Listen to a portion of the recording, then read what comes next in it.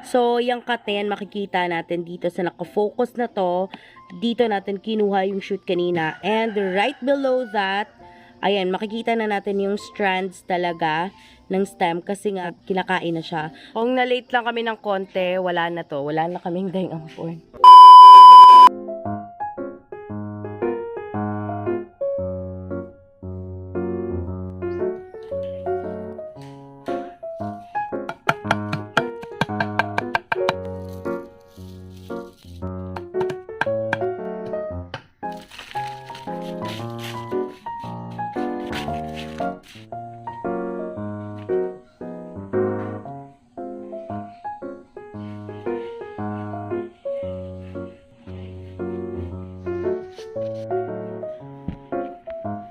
Hey guys! Welcome back to another PLANTZILLA video. For today's vlog, I am showing you a perfect example of a tissue cultured philodendron. So this came from Thailand and I do not know what do you usually call this in your place. Merong tumatawag dito na red cardinal. There are also people who are calling it daeng amporn, but I'll just stick to calling it daeng amporn guys throughout this video. So ito ipapropagate namin. Kung matagal ka na sa channel namin, you probably know what happened to this one. But if you are new, then don't forget to subscribe, tap the notification bell so you'll be notified whenever we upload a new one. And if you are ready, let's begin.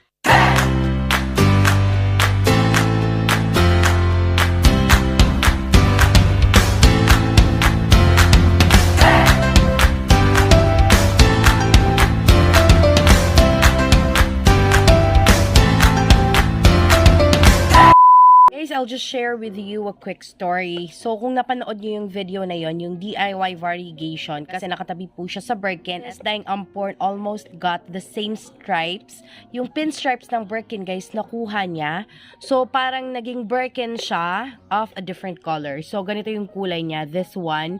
Pero meron siyang lines. Meron pang iba dito na meron pa ding lines up until now, although they aren't placed together na. So, magkalayo na yata sila. Pero, meron pang isa dito. So, kaya namin na-remove yon yung top cut nun to see if it will survive. Pero hindi pa siya totally acclimated nung time na yon na tinanggal namin. So, one great lesson, hindi po siya nag-survive. But, eto ngayon guys, meron ng tumubo. This is a shoot. The thing is, we need to cut it. We need to propagate this one. Kasi unti-unti na pong namamatay yung tinutubuan niya. So, we are afraid na kapag nag-rot to, will run throughout the body and baka ma-include pa siya. So, we decided to take this out and see if it will survive na. But we cannot promise kasi hindi nga nag-survive yung pinaka-first namin na propagation sa kanya. Hindi pa siya ready nung time na yon. So, that is really the reason why it would be best. Wag munang galawin yung hindi pa acclimated na plant. Lalo na kapag imported. Hindi lahat ng propagations namin dito successful guys. Yung iba, hindi naman namin video lahat ng propagations dito. Pero, that video that we uploaded before was about that variegation kasi nga nag-variegate siya and we didn't expect that. Nag-variegate siya, naging katulad siya ng Birkin. Tapos, we already prepared the potting mix that we will be using. Cocoa chips na merong acacia leaves, yung mga nakuha namin. Tapos, meron tayong konting coconut fiber, composted rice hulls, the, guys, carbonized rice hull. So, ayun, lalagyan na natin ng coconut fiber yung pinaka-bottom ng pot. Of course, we had to make sure na okay talaga yung butas ng pot. So, I don't worry too much when it comes to the water, guys, when they come in. Kasi, tong mix na ginagamit namin, automatically nagdi-drain talaga. Nakikita talaga namin every time na umuulan, tumatagos lang yung water, talagang lumalabas lang sa pot. And, they did not stay long. Parang, wala lang, basa tapos labas ng tubig every time na umuulan. So, ayan, we will be uprooting the entire plant. So, this one guys, napanalunan namin from Brilliant Green. This was really beautiful nung dumating dito sa amin. Malalaki yung dahon. But, yun nga, hindi pa siya acclimated. So, nag-a-adjust siya sa kung anong klima meron dito sa garden namin, kung anong environment meron dito. Siyempre, madami siyang kakompetensya kasi sobrang dami na ding plants dito, iba-iba. Hindi nga lang marami in one variety. So, parang kada isang variety merong isa. Hindi gumanda yung tubo niya habang nag-a-acclimate. So, yun nga, yun yung nangyari. Hala. Perfect timing na naman again. wala na daw root ang mother plant. So, huhugasan mo ba yan? So, huhugasan yan guys. So, you can see what we are trying to say here. Kung na-late tayo ng konti, nako, baka hindi siya mag-survive talaga. Ay, may root pa siya guys. Pero yung pinaka-bottom niya, hindi sugod ang kauna. Kinakain na. Ay, my goodness. Kaya pala, meron pala siyang silent battles na hindi namin alam. Charot. Ayan. May pina-fight siyang battle dito. So, sinisimula na siyang kainin. So, pinipeste na naman to. Kaya hindi pala mabilis tumubo. Tapos ngayon, yung problema natin, dyan sa pinakababang part, wala na talagang root, guys. So, dati meron naman yan eh. Tapos, yung mga naiwan na dito sa gilid. Yung, etong root na to na medyo mahaba, sa gilid lang yan. Ayan, let's see kung ano yung may iwan for that shoot. Kung na-late lang kami ng konti, wala na to. Wala na kaming daeng ampon. Awa. No. Dapat na. Dako, gamay. Oo, kasi nga yung ano niya, yung parang pattern niya, yung bagong labas maliliit. Tapos habang meron na namang bagong lumalabas, palaki ng palaki. But this one, instead na lumaki na yung mga bagong labas sa kanya, biglang bumalik sa pagkamaliit kasi nga meron pala siyang dinadamdam. So, hindi namin alam. Kinakain na pala. So, instead na tataba siya, instead na lalaki, ayun, nag-heal siya, nagtitry siyang mag-heal ng sarili niya kasi kinakain na pala yung roots sa baba. Ang daming plants dito, guys, na parang sinuswerte lang talaga na ma-check namin kasi ano na pala, meron na palang nangyayari. Kawawa naman to. Yung part na yan, malapit lang talaga sa part na yan, kinakain na po. So, kinakat niya lang niya. Let's see kung ano yung mga roots na may iwan sa kanya. Ito nga guys, may part pa siya na kinain na. Ayan, itong part na to, yung makikita nyo, merong root na naputol, kinain na din po yan. So, we really had to find a way para magamot natin yan and makasurvive nga siya.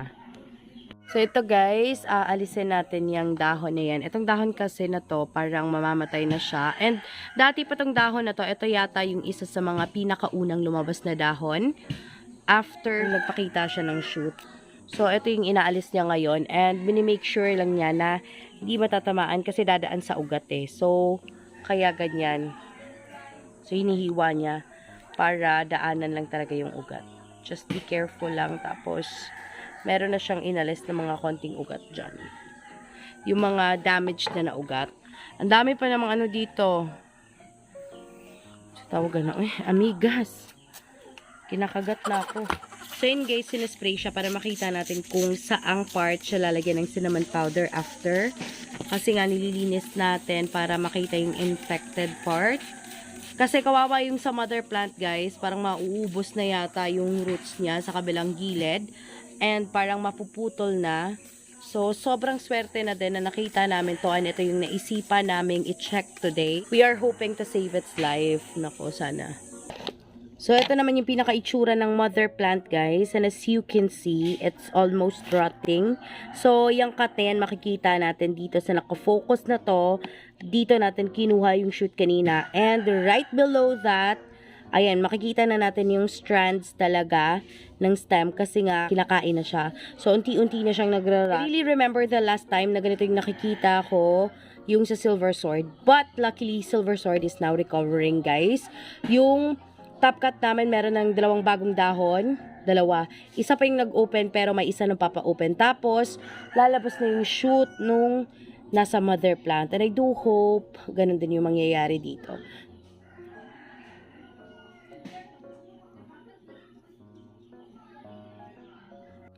Super liit pa talaga niya guys. Pero yung mga kasabayan yung plants namin, the bilete, Philodendron bilete, we already have a top cut. And ayun nga, meron na siyang mga bagong dahon. Of course, yung mother plant naman namin, ayan, yung mother plant yung nasa baba, tapos yung isang bilete na top cut yung nasa taas. Meron ng bagong dahon and of course, nagpapakita na din ng mga aerial roots. Really a clear sign that malapit na natin siyang mapapropagate. Tapos, yung mother plant as well, naglalabas na siya ng shoot. Meron pang iba dito, guys, na kasabayan yung dumating dito sa bahay. But, this is really the poorest. as of today. So, I do hope that we can save this because it's really our aim. Kasi hindi naman talaga namin sinasadya na siya yung ma-check today. Maybe it's really time. So, ayan. Sana ma-save namin siya. And I wish we can save the mother plant as well. Let's just see. Medyo madami naman siyang roots sa other side. But if it's gonna have the same case with a silver sword, then it will still survive, guys. So, itong isa na to, kailangan niyang maligo ng cinnamon powder. Nagtatry lang muna si Gerald na alisin lahat ng infected part. Kasi if we will leave, kahit maliit, merong chances na lumaki pa din siya.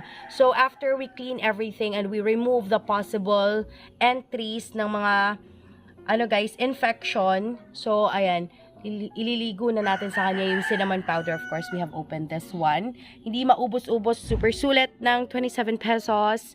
So, guys, you may try using cinnamon powder. We are not endorsing any brand. Basta cinnamon powder, guys, the one that you use in the kitchen, you will find it in the supermarket as just 27 to 30 pesos. Depende. Nakasashay lang kasi yung binili namin. But if you will buy it by bottle, so, syempre, bottle yung binabayaran mo, kaya mamahal siya. Ayaw na niyang tumigil, hindi na siya natatapos. So, ganun naman talaga. We do understand that. We want to make it as clean as possible before we apply the cinnamon powder. We don't want the same thing to happen again. Kapag naripat na natin siya, of course, it's our aim to let it heal from that infection. Naku, baka uso yan ngayon na tag-ulan and palaging nababasa yung plants. So, ito kasi guys, yung ginamit namin na potting mix dito is not the potting mix that we are using right now. This is part of those that we have repotted before pa. So, meron talagang chances na magstay yung water sa kanya. We have more garden soil in this one compared to the ones that we are using right now kasi we are using soilless potting mix na. So, hindi na kami gumagamit ng soil habang nagtatanim. Kaya, maiiwasan na siguro natin yung ganitong klase ng infection, hopefully. So, ayun guys, nililigo na siya. Ay, hindi ko alam. Pasensya na po sa lighting, guys. It's natural light. And masyadong maliwanag ngayon. Sobrang mainit na ngayong araw. So, mahihirapan tayo. Ayan. Imbes na natural light, no? Fluctuating yung light. So, para na siyang nababalot ng cinnamon powder. So, binabalot niya ng cotton, guys, para magstay talaga yung cinnamon powder. Kasi talagang kinapalan niya yung paglalagay ng cinnamon powder dyan. So, we do believe in the power of the cinnamon powder. You know that. And sana nag-work din sa inyo. So, guys, maglalagay na tayo ng konting potting media before natin siya ilagay dyan sa pot. So, eto lang talaga yung nag-iisang pot na available, guys. If we have another one, we will surely opt for a smaller one. Pero, eto lang talaga eh. So, eto na lang yung naiwan. But, I do hope makaka-recover siya kaagad. So, ayan, lilipat na siya. Masyadong maliwanag dito. Parang hindi nyo na nakikita. Siguro, dito okay na. Sige na, go. So, ayan. Oo nga pala guys, karamihan sa vlogs namin, ano siya, pre-taped. Pre-taped edit pa. Yung mga ganon, yung hindi yung raw vlogs, ayan. Hindi siya raw vlogs, okay. Ayan, siguro better yung lighting dito compared to where he was earlier. Sobrang init na, no? Dati, yung init namin is nandito sa kabilang side. Ngayon, nandito na siya.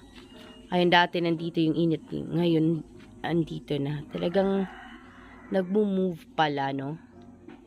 So, ganito pala yung time na yon, yung mga meron talagang dahon na naapektuhan kasi sunod-sunod yung ulan tapos biglang uminit ng ganito kalakas. Kaya medyo aray, nag-amigas.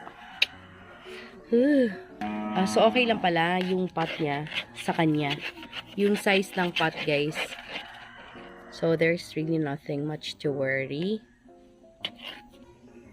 So, in case we are almost done with this one. So, lalagyan lang yan ng potting mix up to where it should be. So, hanggang sa matabunan lang yan, guys, yung mga roots na maliliit. So, yun lang, guys. I'll get to see you when we get right into the montage.